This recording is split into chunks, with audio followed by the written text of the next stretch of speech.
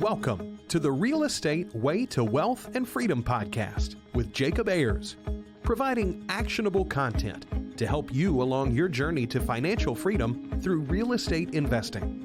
As the premier asset class, real estate has helped ordinary people just like you amass fortunes. The benefits of passive income from real estate investing will allow you to live a life you want. And now your host, entrepreneur, real estate investor, and apartment deal syndicator, Jacob Ayers.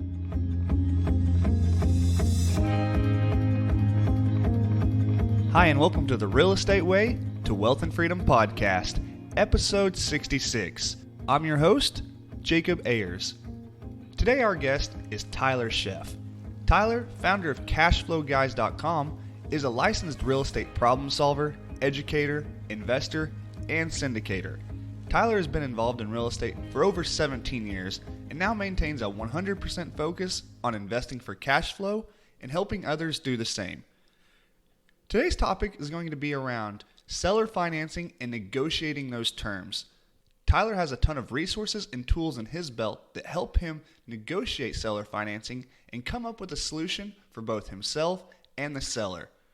Without further ado, let's jump into today's episode.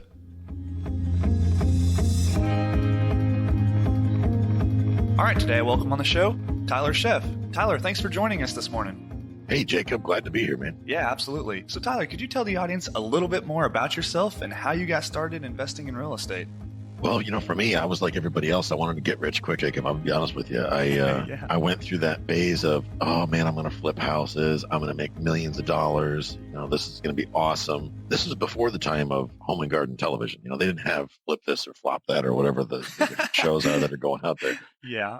So I thought I was like, this huge pioneer, that I had the secret that nobody else had. And I got into it to make money. I was in my 20s. This is going back a long time ago. This is year 2000, going back to year 2000. And that's what got me going in it. That's not what kept me in it, but that's what got me going in it. So for me, I got to be honest with you. I did really well flipping houses. I cringe when I say that because then I'm afraid that people are going to go out and start flipping houses now and they're going to blame me when it all goes wildly wrong. But when I got into flipping houses, there was a couple of things. I didn't know that you could do such a thing like assign a contract. And what's sad about that was I was a licensed realtor. They don't teach that in real estate school. I didn't know that I could just get something under contract and assign it. So I was actually buying houses. This is how Tyler wholesaled in year 2000. I would buy a house, cash, and then I would stick a for sale sign in the front yard and resell it. So I'm paying like double closing costs. I didn't know any better.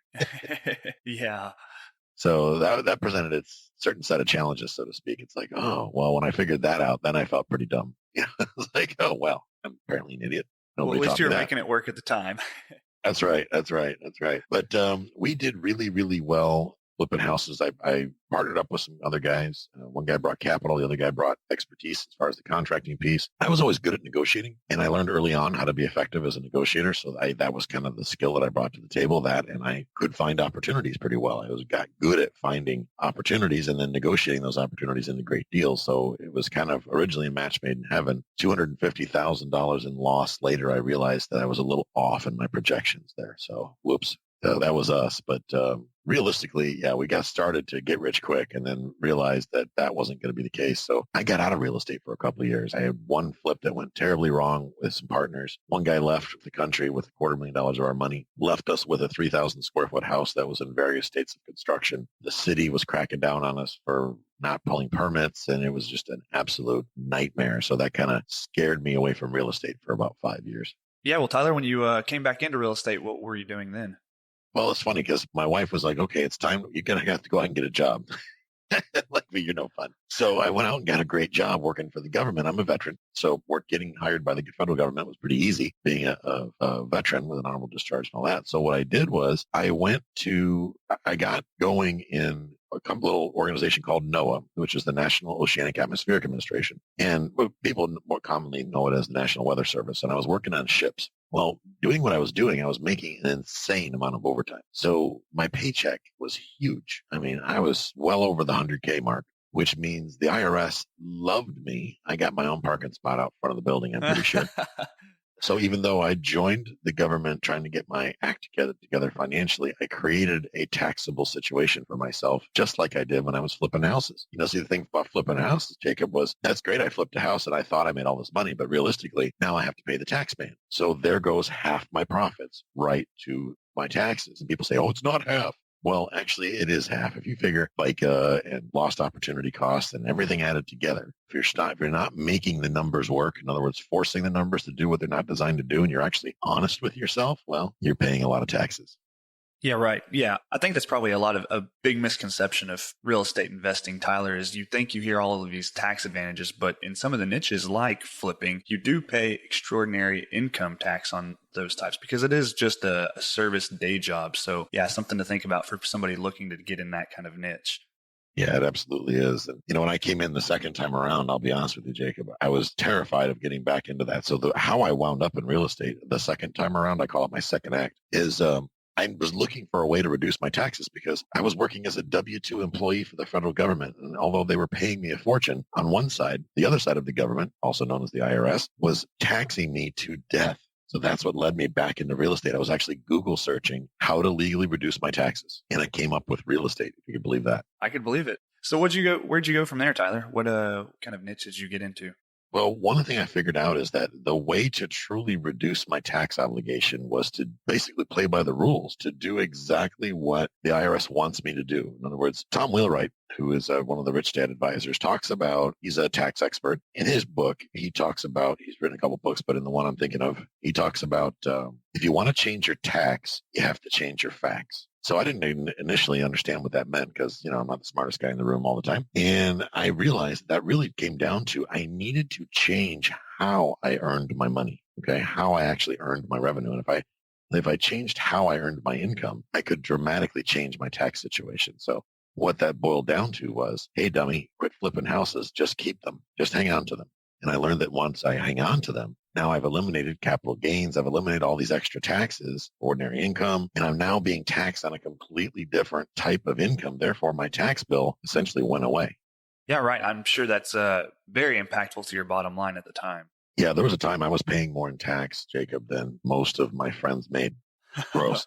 Yeah, that's sickening. And you've got to do something differently. So it's funny that you ran across real estate investing or buy and hold investing, at least through a quick Google search of how to reduce your taxes. Absolutely. Not the last thing you would think of that would help you get that direction. But, unfortunately, it did get me to where I am. And I'd love it. But for me, I needed to scale. I'm not a young man anymore. I got back into this game and I was 44 when I got back into the buy and hold game. And that's only a couple of years ago. And I realized I had to build my portfolio pretty quickly. The only way I couldn't do that with single family houses. It just wasn't possible.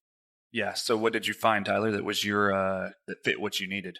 For me, I needed more tenants paying me every month. And for that to happen, I had to go to apartment buildings, which, initially I thought that was complex. I thought this is very difficult. I'm going to have a hard time with this. I'm not smart enough. I don't have enough money. All the different limiting beliefs that one can have, I had all of those. But I was able to get through it. And once I started to scale, it went crazy. Yeah, well, let's kind of drill down on that transition, Tyler. So you first started flipping houses because you wanted to make quick cash flow, realized that you were just getting taken to the cleaners with taxes, set out for a couple years, came back in, decided, hey, buy and hold is where I want to be, and then quickly transitioned into apartments. So could you talk about how you came back into the real estate investing game and then just started buying apartments? Well, at the time I was at sea and I was still working for the government and I had a satellite phone. I thought the path I was under the assumption I needed to be on was I was supposed to be a wholesaler, even though at the time I was just renewed my real estate license. Everybody kept saying, oh, you got to wholesale, you can wholesale your way to wealth. And what I realized is that wholesaling is a job. I spent more hours wholesaling probably than I ever have worked in my life. It's a lot of work. I mean, a ton of work. So I realized that wasn't going to work for me and I couldn't live, at $10,000, $15,000 a month paydays wasn't really going to get me anywhere because I'm earning income the same way I was getting taxed to death previously. I had to change the way I earned my income. So immediately it was like, okay, we're going to scale. I'm going to buy apartment buildings. I need money to do that was my mindset. What I realized is I just needed to add a word. I thought I needed my own money. Okay. So I had to just take the words my own out of that equation. Yes, I needed money, but I didn't necessarily need my own. What I needed was to surround myself with people that had all the tools I needed to put a deal together. And that's kind of how I broke out and started doing it. I learned how to raise capital by solving problems. And that was the game changer for me. Yeah, that's kind of the true job of a real estate investor is to be a problem solver for either the seller or your investors or anybody in your circle. You are the problem solver. So could you talk about what some of those problems you were solving, Tyler? Well, a lot of people, they don't believe that that's the case. And I'm glad you mentioned it because a lot of people don't think that's the case. They think their idea of creating a great deal is beating the seller up and getting the property at a reduced price. Well, as a buy and hold investor, it doesn't really matter what you pay as far as a purchase price for a property. What matters is what's your holding cost? What does it cost you every month to control the asset? That's truly what it means. What matters. That's what's most important. So that said, I learned to find out why the sellers are selling, first of all, okay? Because everybody thinks that the sellers want top dollar and they want all cash. You ask any real estate agent, and I can say this, I am one. Any real estate agent on the planet will tell you, because they don't know any better, they never ask, why is your seller selling? Well, because they want to relocate to a better house and they want to capitalize on an up market and they all want cash. But what that really means is I'm terrible at being a real estate agent. And if I don't get this paycheck, I'm not going to be able to eat and my kid's going to get thrown out of school and I'm going to lose the payments on my Mercedes and I won't be able to get new glamour shots next year. So please buy this house quickly because I can't afford to wait for you to get a mortgage is really what it comes down to. I've decided that if I could get direct to the seller, if I could eliminate the gatekeepers, the incompetence from the mix, and I could actually sit down directly with the sellers and have a conversation and discover why they are selling. But the next step beyond that, Jacob, is to find out what in the world are you going to do with the money? What are you going to do when we close? I mean, we're going to pay the bank off because you may have a mortgage. So if you got a mortgage, we got to pay that off, right? Right. But because that's what most people want. Granted, there's things like subject to and whatever, but it's not necessarily my cup of tea. But you have to satisfy this loan. So you're going to have some proceeds, Mr. Seller. And Jacob, when I buy your house today, what are you going to do with that huge pile of money? I'm going to put that right here on the kitchen table. What are you going to do with it? Can I come back next year and visit it? Well, heck no. What are you going to do with it? Well, I'm going to buy a jet ski. I'm going to take my wife to Europe and I'm going to do this. I'm going to do that. And I'm going to go buy another property. I'm going to go do whatever. And are you going to go pay cash for your next real estate property, your next real estate investment? No. You're a sophisticated investor. I'm sure you know better than that, right? And of course, what are you going to say? Well, of course I wouldn't pay cash. That'd be silly. Well, exactly. Neither would I. Now that we've got that ironed out, let's talk about giving you payments for your equity. How about that? That's awesome. So you're kind of leading the conversation into potentially seller financing at that point? Absolutely. Seller financing is always the first thing I try. And I'm more successful than most people because my primary leads that I look for are free and clear properties. I always look for free and clear properties. And what makes a free and clear property that owner more inclined to do seller financing, Tyler, than somebody who has a mortgage? Well, they don't have the belief system that they have to pay anybody off, in other words, first of all. So they have complete control. They can do whatever they want. They don't answer to a bank or anything like that. So it makes the transaction simpler, less complex. And remember, people, Jacob, fear what they don't understand. So when they hear somebody tells them that there's a due on sale clause in their mortgage, it scares the heck out of them. And friends of family, attorneys, whoever may tell them, hey, you got a due on sale clause. Or if they actually read their mortgage, shocking if people actually do that, but they read their mortgage and go, oh, well, I've got to pay this mortgage off. Well, technically that's an agreement between you and the bank. It's not a law, but yeah, you could cause some undue scrutiny to come upon you if you sell your house and don't pay off your mortgage. They might get a little testy if they found out. So, but the free and clear person, they don't have any of that to worry about. And at the end of the day, what else are they really going to do with their money? I mean, what if I handed you $100,000 right now and you weren't a real estate investor? What would you do with it? Would you put it in a savings account and make what? Less than 1%? That would probably be the first step. Yeah. Yeah. Would you buy a CD and maybe get 1.25%? And then, would you leave it there for the government to tax you on it? I mean, yeah, at the end of the day, that's another big point, right? Tax liability on this sale. Absolutely. If you carry around a pile of money, I assure you, someone will help themselves to it at some time, whether it be the IRS or some hoodlum down the street. Somebody's going to help themselves to it. Yeah. So your first approach with sellers, Tyler, it sounds as leading them down the path to understand that, hey, seller financing could be a position that works for both of us here through some of these questions like, what are you going to do with your money? Let them understand the tax benefits of it. Can we talk about the tax benefit portion from your negotiation standpoint? How do you frame that conversation? Absolutely. Well, one of the things that I will say most often is I don't ever talk in absolutes when we talk about taxes because after all, I'm not a CPA. I'm not certified as a tax professional. But I tell people, hey, Jacob, so you're the seller. Jacob, I'm of the understanding, and I may be wrong, but I'm of the understanding that if you sell your house, in most cases, you have to pay a very large portion of the proceeds of the sale to the IRS in the form of taxes. So when I write you a check for this house, do you want me to write one check to you and you're going to pay them? Or do you want me to go ahead and write a check directly out to the IRS? That is quite the dilemma. The key there is complete silence after you drop that little nugget, because you will smell smoke, and you will see smoke. They'll be like, oh my God, I got to pay the government. Turning. Right. And whether or not they have to pay taxes, really, we're not tax professionals. We don't know. But I encourage them immediately to get with their tax professional. Because Jacob, you as a home seller, if the person buying your home is not really concerned about your tax obligation in doing so, I would be concerned about a cash offer that puts you in that position to have to pay those large taxes. Before we do business, maybe you should talk to a tax professional. I don't want to lead you down a path and you not be up to speed on the result of me giving you cash. I can give you cash. That's no problem. But if I do that, it may come with ramifications. So what did I do, Jacob? Anybody else that comes in there? The guy toting a fistful of $100 bills, I've got cash and I can close in 4 hours. That guy's going to get the door closed in his face in a lot of cases. Yeah, so it helps kind of eliminate some of those fly-by-night competition, per se. Yeah, and there's a lot of those out there. We both know that. Everybody's a wholesaler. I mean, if you can fog a mirror, you're a wholesaler. That's just the way it is in today's society. You got realtors out there that, frankly, aren't much better. They're not skilled in these type of things. They don't realize what happens after the closing. And to be honest, a lot of them simply don't care, which is a sad statement in itself, but it is what it is. Yeah, so Tyler, now that you've kind of got the seller kind of thinking along the lines of where you want them to be, another approach, if I'm not mistaken, is to let them understand that, hey, what are you going to do with this money? Put it in a savings, put it in a CD and earn 1.5%. Well, hey, seller, I'm going to pay you 4, 5, 6, 8%, whatever it is you want on this money. It's going to greatly outweigh what you're going to be able to do with it in any kind of bank or account that you're going to look at doing. Could we talk about how you frame that kind of conversation? I get them to talk about what they're doing now to prepare for retirement, what they're doing now to invest their money. What kind of return are you getting? How are you doing in the market right now? A friend of mine told me that the average person in the market after fees is making less than 2%. Have you heard that? And I just remained quiet. They let them simmer for a little bit. What if I could provide you a scenario that paid you a return that was 400% more than what you could get in a traditional bank savings account or a CD? Would that be interesting to you? What if I could outperform the stock market by 200% in a return? Yeah, it sounds better appealing. Yet.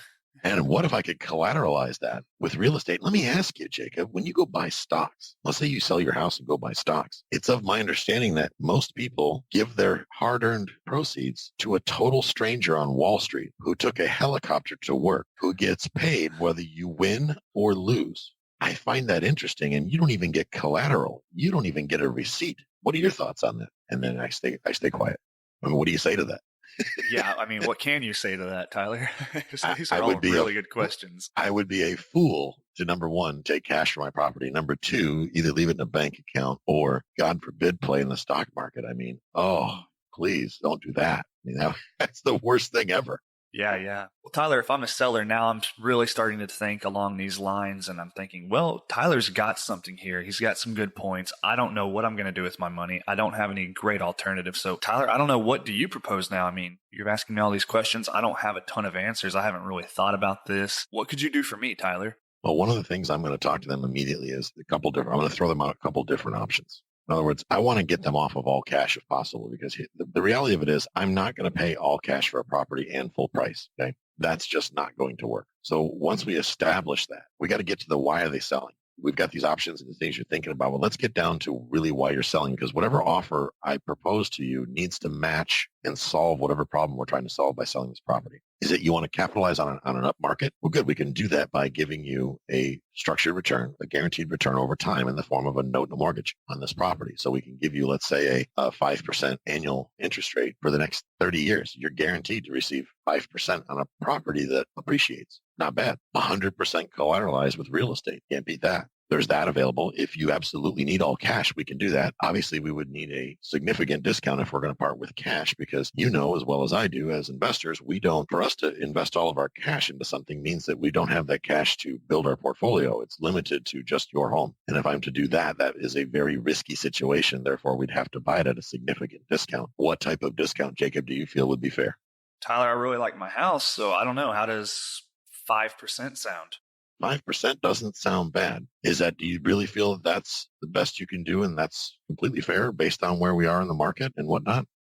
You see how the conversation goes? It gets you thinking, right? Yeah.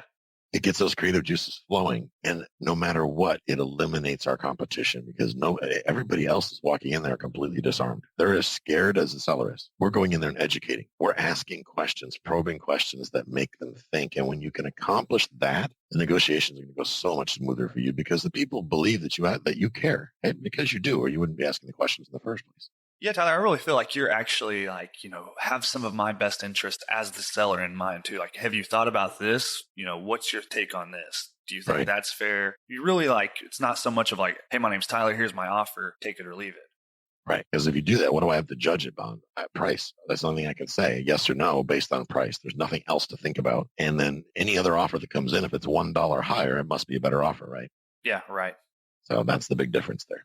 Well, Tyler, now that you've got the seller to agree to the idea of seller financing, what are some common terms in a structure like this? Well, I don't believe there really is anything common. First of all, we got to think about what can the asset afford to pay. In other words, we're going to keep this property as a rental because I'm not a flipper. I think flipping is irresponsible, even though I used to do it. It can only afford to pay so much. And what determines that is how much will it rent for. So if we've got a house, let's say that rents for, $1,000 a month. How much can that asset afford to pay? So we'll use a calculation to determine what that is. And it's called a hurdle rate. It's a quick test method. We'll take the rent, the gross monthly rent. And if you guys are listening, you can do it along with me. Take the gross monthly rent. Let's call it $1,000 a month. This property will feasibly rent for $1,000 a month. We're going to divide that $1,000 by 1.5%. That tells me that theoretically, based on $1,000 in monthly gross rent, I cannot pay more than $66,000 for this property. If I pay more than $66,000 for this property, there's a pretty good chance I could fail because the asset, the property, cannot afford to pay exorbitant debt service, a big mortgage payment. Now, this is a very loose calculation. It's a quick test guideline. It tells me a ballpark idea of where I need to be. Okay? This is a variation of what some people hear as a rent to value ratio, right, Tyler? Correct. Yeah. Absolutely. So this is a 1.5% rent to value ratio. Correct. Now that's admittedly conservative because I'm a conservative investor. I'm a little too old to be taking huge risks and losing money at this point in my life. I'm not 20 anymore. A lot of people would sometimes they call it the 1% rule. For me, I think that's a little scary. You could lose money using a 1% rule. I use a 1.5. I know others that use it too. It does mean I look at a lot more property. I look at a lot more deals to get things done, but my deals don't lose, and that's the difference. Yeah, okay. So we've kind of got a general idea in our head of where we want to be based on the rent. We've got an idea of the maximum purchase price we can pay based on an estimated rent with this multiplier, if you will. So now we've come to $66,000. Where are we at from there? What I will do is use what they call a T-bar. And I learned this from one of my mentors, Larry Harble. He taught me to use what they call a T-bar. And basically, I list all of the expenses and I verify those expenses with the seller, make sure they're accurate. In other words, Mr. Seller, the water bill is $124 a month. Is that correct? Yes, it is. Okay. And the property taxes after I buy it are going to be whatever it is a month. And the mortgage payment, all the expenses are going to be listed out. And it's going to cost me this much for a property manager and whatnot. Well, based on that, after taking all the expenses out of that $1,000 of rent, here's how much I have left over in profit. And let's say that number is $400. Mr. Seller, how much of that $400 do you feel that would be fair for me to keep for doing all the work of maintaining this property? And let them give you an answer. I don't know, $300? Okay, so that means I've got about $100 left for debt service. So I can pay you $100 a month. Mr. Seller, at what point do you want me to stop writing you checks? Wait for them to answer. Sometimes they won't answer because they're not quite sure how that question goes. Because really, at the end of the day, the purchase price doesn't matter. It's what the cost of control is. That's what really matters. Well, I need $100,000 for my house. Okay, we can do that. I can give you $100. If the asset can only afford to pay $100 a month for the house, let's say, I'm just using that as a number. It could be 500, it could be 1,000, whatever. Let's say 500. The property only has $500 available to pay debt service. So that means, Mr. Seller, I can't give you $550. I can only give you $500 a month. And traditionally, most loans are 30 years. So I can only pay you this much for the property based on that. Unless you can tell me somewhere in these numbers where I made a mistake and you spin that legal pad around and you let them do the numbers. Because if it's their math, it's correct. If it's my math, then they're skeptical. Does that make sense? Yeah, right. And it kind of gives them the next, an extra slice at the pie, if you will, to say, hey, yeah, this looks right. I mean, it adds up. It is what it is. Right. Now, this is one of the reasons why I don't do single family, because here's what goes on. Like in our market right now in the Tampa Bay area, buyers are paying a fortune. They're paying a premium for a house. Using my calculations, a house that rents for $1,000 a month, people are paying $200,000 for. Does that make any sense? Not as a rental, but does it make sense if you live there? Well, only you can answer that because you're paying that bill. It's not my job to tell you you're overpaying. So as a rental property, it doesn't fit rental criteria. But as a duplex, because here's what happens in a situation like this in a hot market. If you're trying to buy single family houses using what I just showed you, you would be losing money every time because the prices are too high. If you're going to pay market value for a house, the prices are simply too high in a single family house to be able to afford the payments. So that said, you have to switch over to multifamily to make it all work. With that said, when the seller comes back to you and says, hey, I need more money, well, that's great, but the tenants aren't willing to pay more rent. So how are we going to fix this? Are you able to raise the rent before I buy the property? Because based on you needing $200,000 for this duplex, Mr. Seller, I need to get $3,000 a month out of the tenants that are now paying $750 a month. So can you go ahead and raise the rent and get new leases signed for me? Well, no, they'd never pay that. Why? Okay, so if they'd never pay that, what would they pay? Well, they'll pay $800. Okay, so based on $800, so if you've got two units paying $800, that's $1,600 gross revenue minus the expenses leaves us $124. Of that $124, Mr. Seller, I still have to pay you in the form of debt service and make a profit. And as we can see, those numbers don't work. So let's try again because we're always tying back to those numbers, Jacob. We can't change the expenses. We can't make them look better to make ourselves feel better about ourselves. The expenses are the expenses. We're not getting around it. And that is your strongest negotiating tool is you got to get the seller on board with, I can't make these expenses go away. Which one of these expenses do you want to prepay for me? I'll buy the property, but I need you to go ahead and pay the taxes for the next 30 years. Then we can take that off my calculation. Well, are they going to do that? Of course not. And this is the thing that most investors miss. They don't do this. They don't go through this thought process to realize that, guys, these expenses are what they are. You can't change it no matter what. Now, Tyler, do you ever run into a scenario where the seller just doesn't care about your line as the investor? Do you ever just get like a throw your hands in the air, like, hey, look, if you want it, this is what it is, take it or leave it kind of mentality from a seller? Oh, absolutely. It happens on a regular basis. But here's the thing. When that's the case, what I find more often than not is those properties don't wind up selling, or somebody walks in, a newbie investor, and grossly overpays for the property. When that happens, I can almost tell you that that property will turn into a foreclosure. I'm going to wind up buying it anyway. We've already done that where I've lost a negotiation on a property. Somebody else went in and bought it, used the mortgage, and then got it foreclosed on. And 2 years later, I wound up buying the property anyway. But I bought it cheaper than what I was willing to pay for it the first go around. So I'm okay with that. Yeah, okay. So now that you've kind of got the seller understanding where you're coming from with the listing the expenses, proposing to them like, hey, how much of this profit do you think that I deserve for doing all of this? Now you're starting to really come to some hard numbers. Okay, well, now we're going to pay you, let's say $500 a month for the next 20, 25, 30 years. And that's kind of like where you really begin to put pencil to paper on getting a contract. Is that right? That's correct. Yeah, Tyler, well, it sounds like you've certainly got a lot of negotiation tactics in your back pocket going into this. And your main focus is to really educate the seller, understand what's motivating them, and then try to come to some agreeable terms. And I think that's probably what a lot of new investors miss is trying to be that problem solver like we talked about.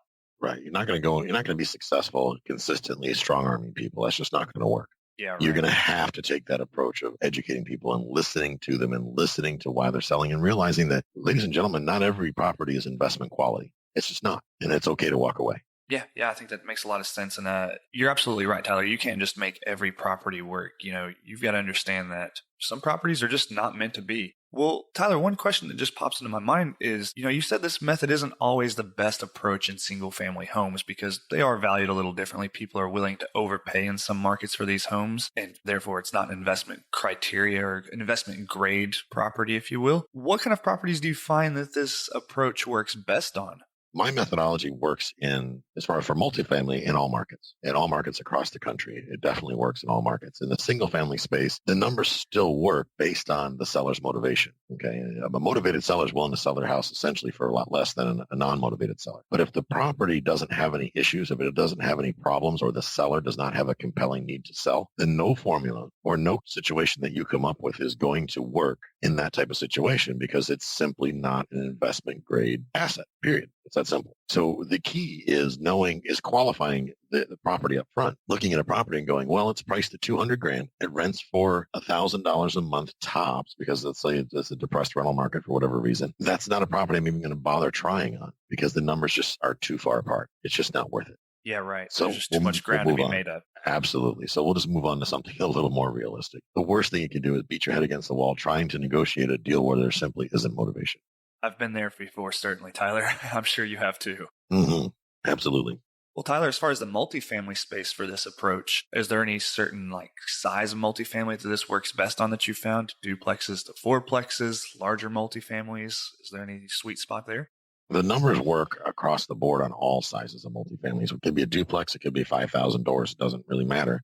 My thing is I prefer to just stick with the small to medium sized properties. And the reason for that is the larger properties there's a lot of competition with, but you got insurance companies out there buying large assets and big hedge funds, and they have certain requirements to place capital. They've got to move money. They don't have a choice. So for them, they'll do a deal just to do a deal. A lot of that is Wall Street funded. Wall Street, they have certain regulations that say when they take on investment capital, they've got to place that in a given amount of time, or they have either give it back or they run into compliance issues. So for them, if they are my competition, so to speak, in those larger assets, I'm never going to get where I need to be because they think, a 3-4% return is epic for them. That's huge because it allows them to make something, right? Where me, I need a much higher return to make it worth my time and worth my while. What I find is that some of my best deals come off the MLS, and I'm going to tell you why, is that most real estate agents, the people who list the smaller to medium-sized multifamilies are usually residential agents that have very little experience. They're greedy or hungry, whichever way you want to look at it, real estate agents that have no training, no experience in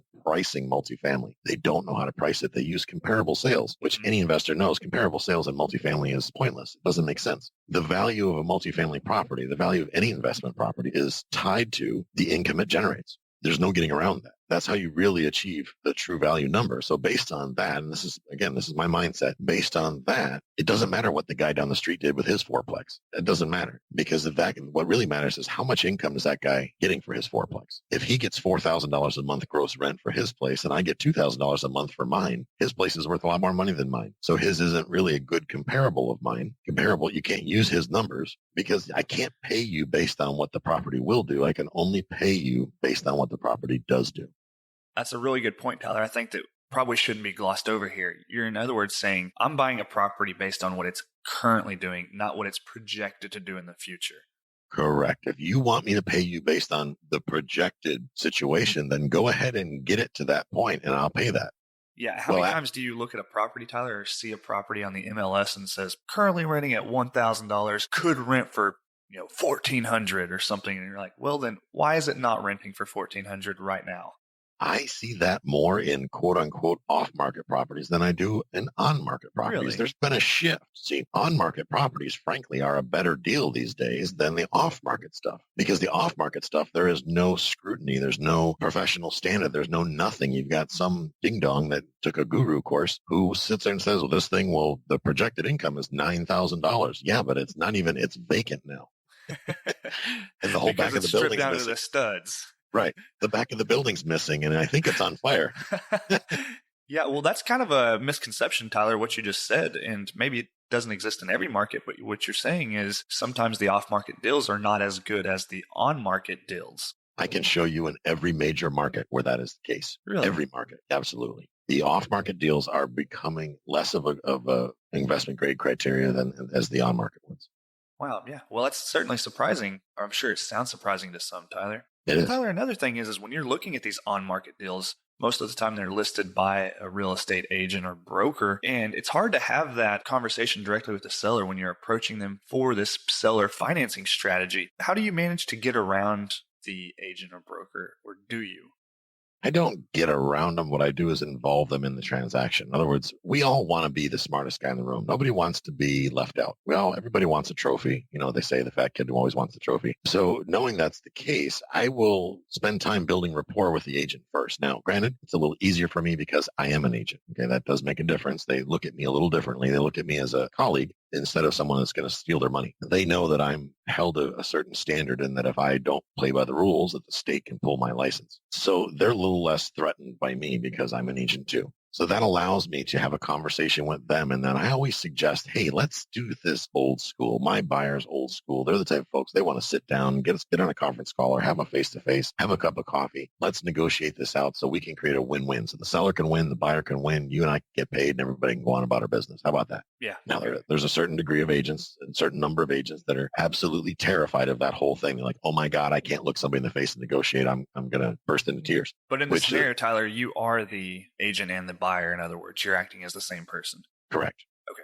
Now, I also work as an agent for other people. I help other people get opportunities as well. But usually more often than not, I wind up becoming an equity partner in the deal. It's just the way I give them the option. You can either hire me as a real estate agent or you can bring me in as an equity partner. Obviously, I have a great motivation as an equity partner to get an even better deal than I could as just a realtor. So, let's call it like we see it. It is what it is. If it's going to be mine too, then we're going to negotiate it based on my standards. And I'm pretty strict when it comes to my investment grade criteria. And one thing I'm sure you're having to overcome in this scenario, Tyler, is that listing agent, I'm sure, feels like they could get cut out of the deal if you go straight to the buyer. Is that true?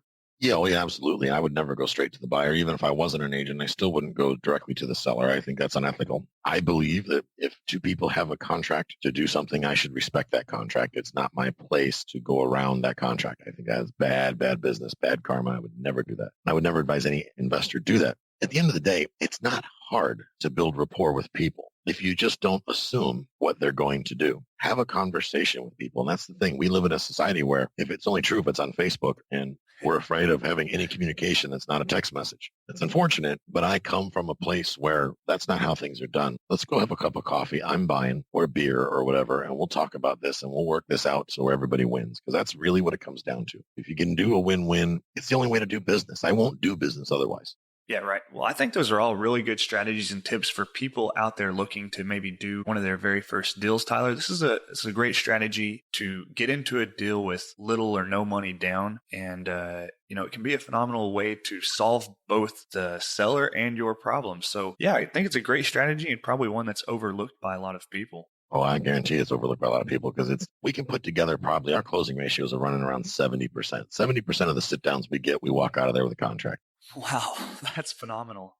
Well, it's because they have more to choose with us than just price. We can actually solve their problem. How about that? What a concept. Yeah, there you go. Well, that's what it's all about. And awesome, Tyler. Well, Tyler, let's shift gears here and talk a little bit about you personally and professionally and with your real estate endeavors. You're out here doing a lot of real estate deals. What are your future goals personally?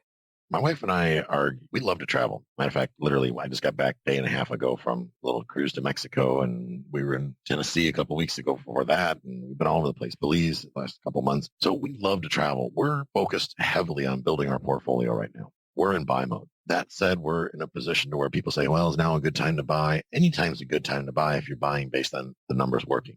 Okay. We stick to our criteria. We focus on solving problems, and we are in buy mode right now. So our future goals are continuing to build our portfolio, both of multifamily properties and non-performing notes. I love non-performing notes. We've done very, very well. We've made huge returns with both us and our investors. So we've been doing that consistently now for about 2 years, and we're killing it. So we're pretty happy with our results there. And I'm going to continue educating people. I'd love to have the podcast and the YouTube channel and all that. And I just love helping people get to where we are.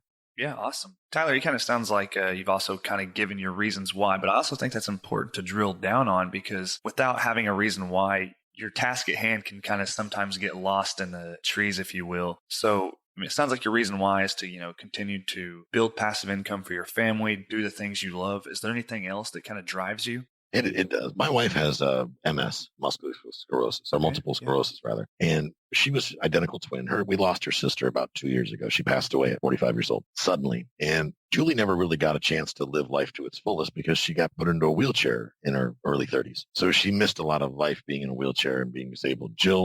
My wife has the same disease, different symptoms, but not to the same degree. So we are right now, we're taking time to live our life now and have fun and build our portfolio and get comfortable now, or rather get uncomfortable so we can later be comfortable. That's my big why. I want to give her that quality of life that unfortunately her twin sister did not get to have. So that's our big push right now, is to really enjoy what we're doing and have the income to be able to do it.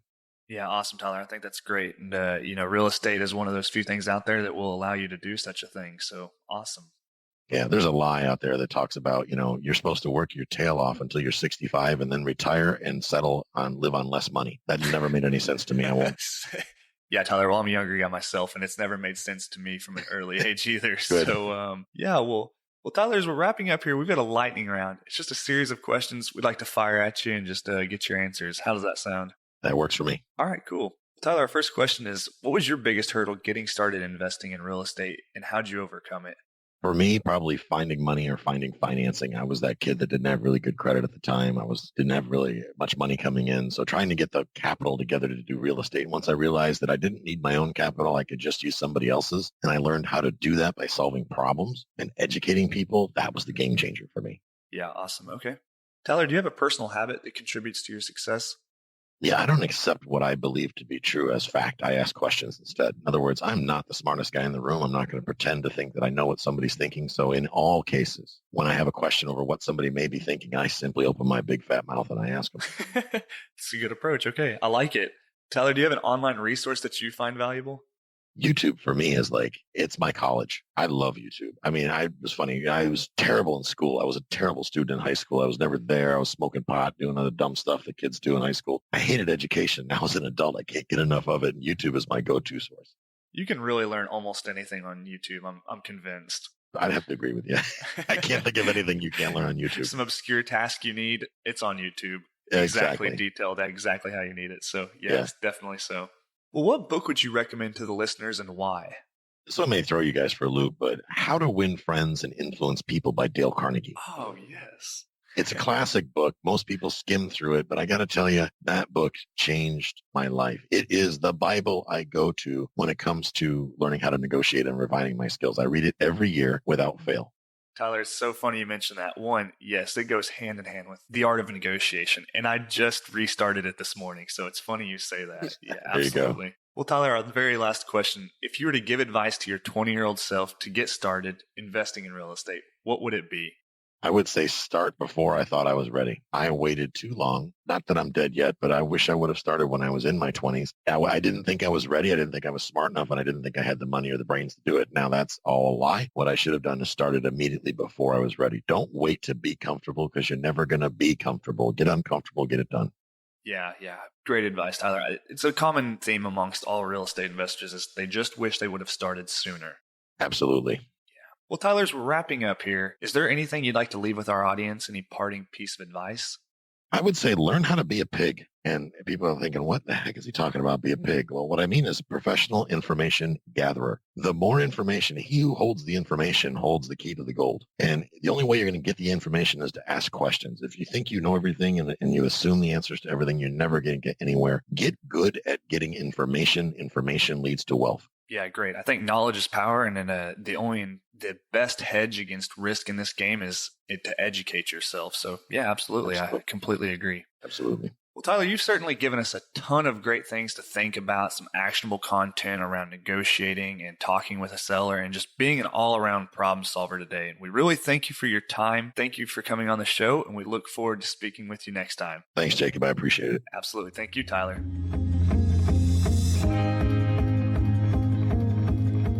All right, that wraps up our interview today with Tyler Sheff. Tyler has given us a ton of great information, resources, and scripts for negotiating seller financing. If you have any questions about anything mentioned on the show today, feel free to reach out to either Tyler or myself, and we'd be happy to answer any questions. If you like what you've heard, please leave a rating and review on whichever platform you're listening on. As always, if you have any questions or comments or want to hear something or someone specific, reach out to me. You can contact me at www.jacobayers.com/contact or connect with me on Facebook at The Real Estate Way to Wealth and Freedom. Till next week, signing off, I'm your host, Jacob Ayers. You've been listening to the Real Estate Way to Wealth and Freedom podcast, providing you actionable content to build your real estate empire. Nothing on this show should be considered specific, personal, or professional advice. Please consult an appropriate tax, legal, real estate, financial, or business professional for personal advice. The opinions of guests are their own. Information is not guaranteed. All investment strategies have a potential for profit or loss. The host is operating on behalf of the Real Estate Way to Wealth and Freedom, LLC, exclusively.